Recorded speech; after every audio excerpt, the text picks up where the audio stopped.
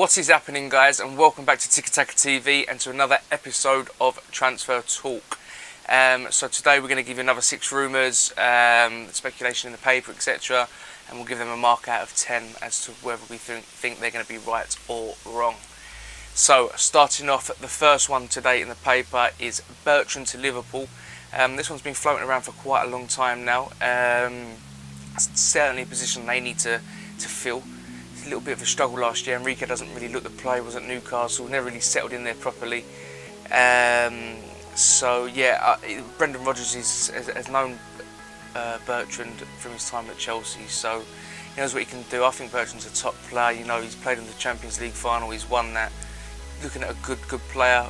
Did very well at Aston Villa last season as well towards the end. So I expect this one to probably go through, guys. I'm going to give this one an 8 out of 10, and I do expect him to probably be at Anfield come the first game of the season.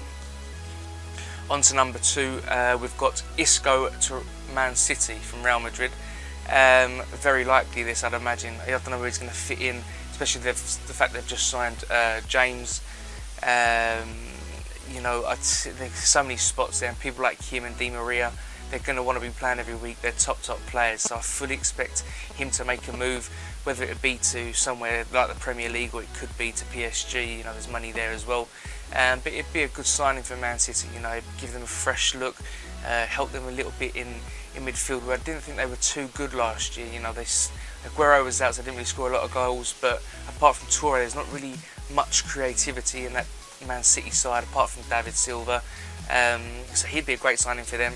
For me, I'm going to give this one an 8 out of 10. I think this is a very good possibility of this deal happening and going through. So yeah, 8 out of 10 for me, guys. Number 3 today, Rafael Varane to Chelsea. Now this one has been around for a long time, ever since Jose came back to the bridge, to be honest with you. It doesn't look like he's going to be playing week in, week out at Real Madrid. Jose Mourinho, we know, is a massive fan of him. Gave him his chance out at Real Madrid. So I would expect this one to maybe go through if Kurt Zuma does not stay at Chelsea. Maybe let's talk about him going out on loan, but maybe he will still come in. You know, John Terry, is he going to be fit enough to play another full season again? We don't know. So him and Gary Cahill could be a top partnership. So this one could happen, guys. I want to give this one a 7 out of 10 because it's a little bit in the mix as to whether Real Madrid would let someone of that calibre leave when they've only got Ramos and Pepe there ready. So I will give this one 7 out of 10. On to number 4, and we go with Etu to QPR. Now this one is a little bit out of the blue. We know Etu loves to go where a pound note is. We've seen him go to Russia and then come back to Chelsea.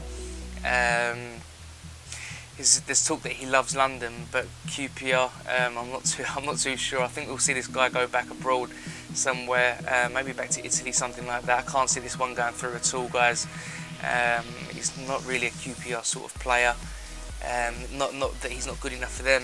I'm just not sure he's going to want to go to a place where it could be struggling next year.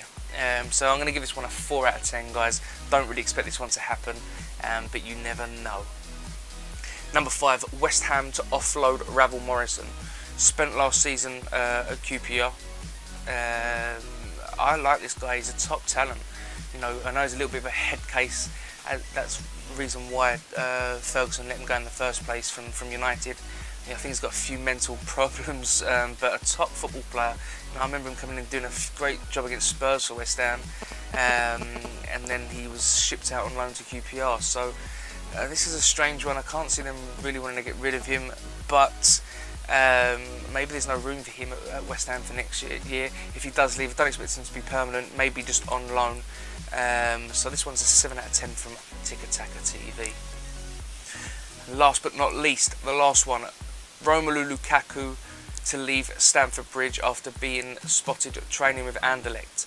Now listen, you know, this guy's obsessed with football, so having a summer break for him is never going to be something on the cards. He'll want to be back playing. It's a little bit strange he's not back with the Chelsea squad, but he is just training in his home nation with his old club. I don't see anything wrong with that. The talk as for him leaving Chelsea. I fully expect this to happen. I don't expect him to be there next year. I know Mourinho is saying he wants him as one of his 3 strikers. Maybe if he can't bring someone else in, but they've got Bamford there, who looks a very, very good player. You know, 21 goals last season out on loan. Looks an absolute powerhouse, and he's a young English boy.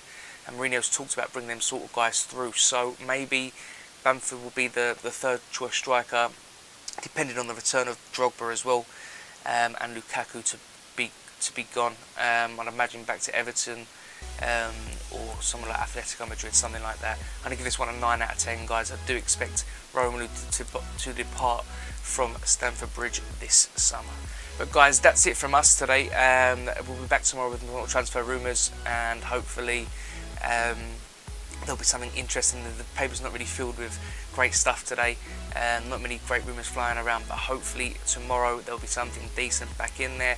But guys, if you can press the like button, if you can press the subscribe button, if you're on Twitter, the link is in the description below. Come and follow us there, and we will see you in our next video. Cheers, guys.